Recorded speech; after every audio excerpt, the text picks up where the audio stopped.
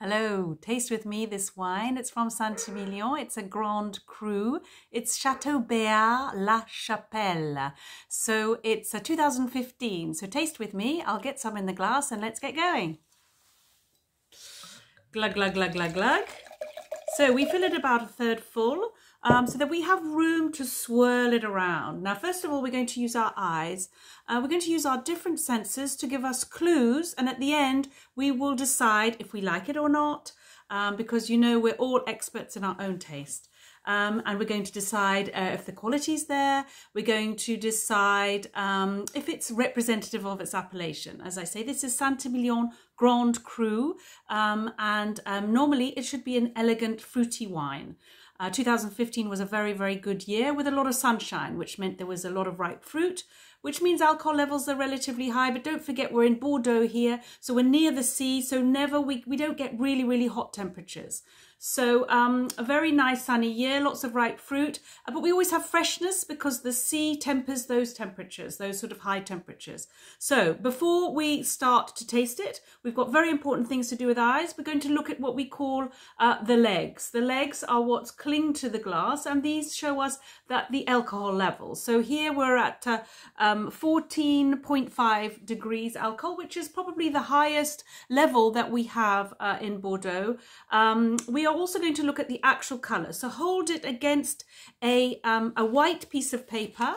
So here I'm holding it at a 45 degrees angle and I'm looking at the edge of it. Now the edge for me, does it look bright purple? If it was bright purple, that would be a very young wine. To me, it looks quite ruby red. We compare colours to things we know, particularly precious stones. So ruby red tells me that this wine is in its first stage of development. It's not a young wine, but it's not got to the orangey brown brick colour that we call garnet. You can see perhaps a tiny bit right at the edge. It means that the wine is beginning to evolve, and that colour will get paler and more orange as this wine ages. This wine is good for drinking now, but will improve for about 10 years to come, 10 to 15 years to come, because it's a very concentrated wine. We can also look at the colour, looking down onto it, and see how deep the colour is. Can we read some text through it or not? So this colour is a sort of medium colour. It's quite deep in colour. And as I said, ruby red. So that's about what we can tell from our eyes. That gives us certain clues about the grape variety and also the type of climate, the type of weather that produced this wine in 2015. So now we're going to move on to the nose, which can tell us lots of things. A quick sniff, and that will tell us, is this wine clean? Do we want to put it into our mouth? If we were tasting milk, we would give it a quick sniff, and we do that just to see if this wine is clean and we want to put it into our mouth. So yes, this wine for me is clean. So I want to put that into my mouth. The next thing I'm going to ask is this wine, is it a strong aromas that are coming off, the smell? Is it strong or is it diluted? Well, for me, it's relatively strong. I would say medium strength of the aromas. We don't call it a bouquet because a bouquet is for older wines. And when we're beginning to smell things like sous-bois, which is like forest floor and truffles and that sort of thing. We haven't quite got to that stage. Okay, what are we actually smelling? We can smell something like 1,000, at least 1,000 different molecules, and we actually smell them. They go up this nose, and we actually smell them in the olfactory centre. So what are we smelling? Fruits, flowers, spices. Well, I'm smelling, and then I swirl it around a bit. Do you see? I'm actually getting the wine to speak to me. It's evolving in the glass. It's getting more and more contact with the air, and we can only smell things that are actually in gas form, which is why I do this, so I can smell more. So I'm going to stick my nose right into it. Now I'm smelling black cherries, some plum. I'm getting a little bit of spice, a little bit of cinnamon. Very fruity, very, very fruity. Not really, a little bit of vanilla. Not really the sort of toasty grilled aromas that you could get. A little bit perhaps of chocolate, a little bit of mocha, nothing too strong. So you see, I've actually chosen quite a few different families of aromas, and that means that gives the wine some complexity. Even before we put it into our mouth, we're actually really beginning to tell where the story of this wine, okay? Where's it come from? What was the weather? What were the soil? That sort of thing. Which were the grape varieties, okay? Now, this wine is actually Saint Emilion, so quite normally it's got a lot of Merlot in it. And Merlot, this is actually 90% Merlot and 10% Cabernet Franc. So Merlot is a very, I won't talk about the taste, but I'm talking about just the nose of it, is very fruity. It's like a fruit cake. That's what Merlot is. Lots of plummy fruit, raisiny. We don't want it to be too pruny and raisiny because Merlot can get that if it gets too ripe. So this is fresh fruit, fresh crunchy fruit. So as I say, sort of very fruity. We've talked a little bit about spices. The spices come normally from its sort of barrel aging and that sort of thing. So that's just from the nose. We're getting a few little clues. Now we're going to taste it. We're going to take a mouthful. We're going to cover our tongue because that's where our taste buds are. Now I said we could smell many, many things. Well, in terms of taste, it's very simple. It's acidity. Okay, so that comes from the grapes. If it's a very hot year, we always want a little bit of acidity to balance out the sweet fruit. Sweetness, now it's not actual sweetness, it's the perception of sweetness because every red wine, or most red wines are completely dry. Okay, so it's the ripeness of the fruit that we can taste, but it's a perception of sweetness, not actual sugar in the wine. Bitterness, that comes from the tannins. Okay, so in a red wine, we have a triangle of those three things and an interaction between those three things. In a white wine, it's simpler. It's literally acidity and the perception of sweetness. But with a red wine, we get the additional element, which is bitterness, which comes from the tannins. Because with red wine, we actually keep the skins, and that's where the tannins, most of the tannins come from, in the wine until we finish making the wine. Okay, with white wine, we take the skins away straight away because in those skins, for red wine, it's the tannins, it's also some extra flavors, and it's the color. So that's where the color of red wine. So you can make, as with champagne, you can make a white wine with red grapes. Anyway, we're getting beside ourselves. So we talked about the complexity of the nose and what we're smelling and everything. Now we're going to taste it.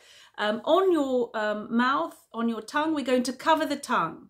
And I'm going to slurp in some air, so that will help the wine evolve. Because as I say, we are making this wine speak to us as much as we can. So the temperature needs to be coolish, but not too hot, but not too cold.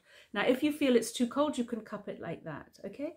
And this is the sort of glass you should be using where all the aromas come up and get focused in your nose. But we're tasting now.